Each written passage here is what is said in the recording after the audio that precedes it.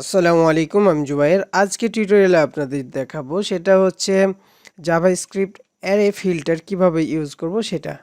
তো এটার জন্য আপনাদের যে সিনট্যাক্সটা জানা লাগবে সেটা হচ্ছে অ্যারে নিলেন, তারপর ফিল্টার, এবং ফিল্টারের মধ্যে একটা ফাংশন, এই ফাংশনের মধ্যে অ্যারো ফাংশন ব্যবহার করতে পারেন, অথবা এমনি সাধারণভাবে যে ফাংশনগুলো আমরা ব্যবহার করি সেটা ব্যবহার করতে পারেন। এবং এই ফাংশনের প্যারামিটার হিসেবে এই তিনটা জিনিস থাকবে। একটা হচ্ছে কারেন্ট ভ্যালু আপনাকে দেখতে পাবেন, আর ইন্ডেক্স, আর অ্যারে, আর চারটা ভ্যালু, দিস ভ্যালু যেটা আছে সেটা দেখতে পারবেন।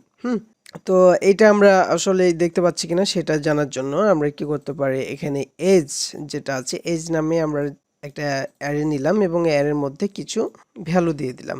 এবং ভ্যালুটাকে আমরা যদি এভাবে দেখতে চাই, এটাকে আমরা একটু কমেন্ট করে দিই।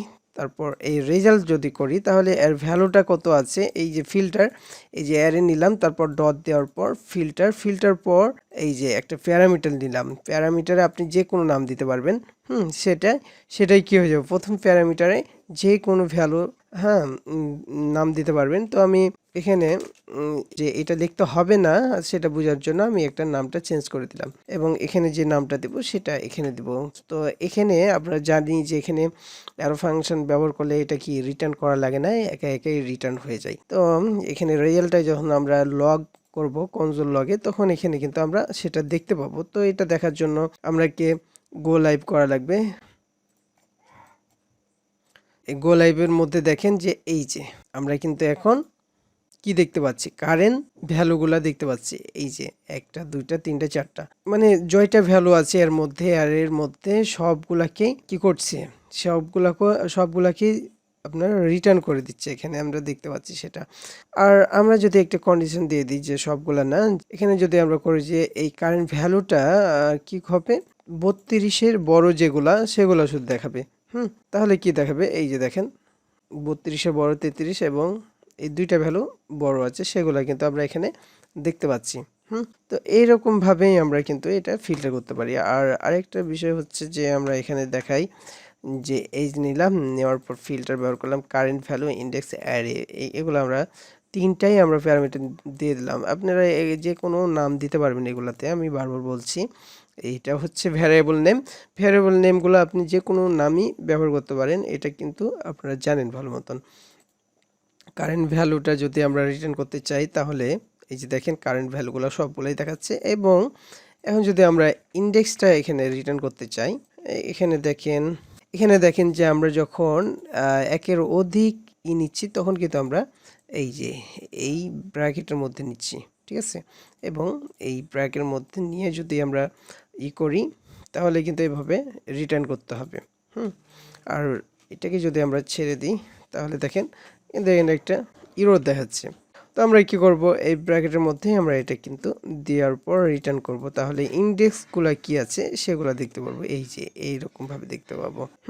আর অ্যারে যদি আমরা দেখতে চাই, এই যে রিটার্ন অ্যারে, তাহলে পুরা অ্যারেটুকুই আমরা দেখতে পারবো, যে অ্যারেটুকুকে আমরা ফিল্টার করছি সেই পুরো অ্যারেটাকেই আমরা দেখতে পাবো।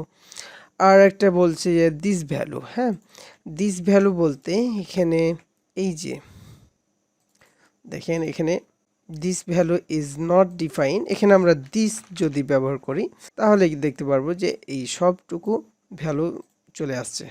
এখানে যদি আমরা কি ব্যবহার করি যে 32-এর বেশি যেটা আছে সেটা আমরা যদি দেখি তাহলে কিন্তু আমরা এখানে দেখতে পাওয়ার কথা ছিল, কিন্তু আমরা দিস ভ্যালু বলতে পুরো ভ্যালুটুকু তাহলে কি হচ্ছে, চলে আসছে, এটা পুরো ভ্যালু চলে আসছে, এইটা আমরা ব্যবহার করতে পারছি, পুরো অ্যারেটাকে আমরা রিটার্ন করছে। তারপর তো এভাবে আমরা ব্যবহার করতে পারবো। আরেকটা বিষয় হচ্ছে কি, যে এই ফিল্টারটা আমরা অ্যারো ফাংশন ব্যবহার না করে যদি আমরা এরকম ফাংশনের মধ্যে আমরা ব্যবহার করি তাহলে কি করবে, এই যে ফাংশনের নামটা দিতে হবে, এবং এই যে ফাংশন যেটা আমরা তৈরি করলাম, আমরা ফাংশন তৈরি করতে জানি। তৈরি করার পর এই যে প্যারামিটারটা আমরা এখানে দিচ্ছিলাম না, সেখানে হচ্ছে এখানে যে ফাংশনটা নর্মাল ফাংশন তৈরি করি সেটার প্যারামিটারটা এখানে দিব। দেওয়ার পর এই যে একইভাবে ফাংশনটা দিয়ে দিলাম, দেওয়ার পর এখানে যে আমরা রিটার্ন করছিলাম এইরকমভাবে এখানে রিটার্ন করব। আর এই ব্র্যাকেট দেওয়ার দরকার নেই, এখানে কারেন্ট ভ্যালু দিলে পরে কী হবে, এই যে কারেন্ট ভ্যালুগুলো দেখাবে। আমরা যদি অ্যারে দিই পুরা অ্যারেটুকু দেখাবে। আমরা যদি এখন কারেন্ট ভ্যালুকে আমরা কন্ডিশন ব্যবহার করি যে এটা যদি 33-এর ছোট যেগুলা সেগুলা দেখাও, তাহলে দেখেন 33-এর ছোট 32 আর 16 সেগুলাকে দেখাচ্ছে। তো এরকমভাবে আমরা ফিল্টার করতে পারবো।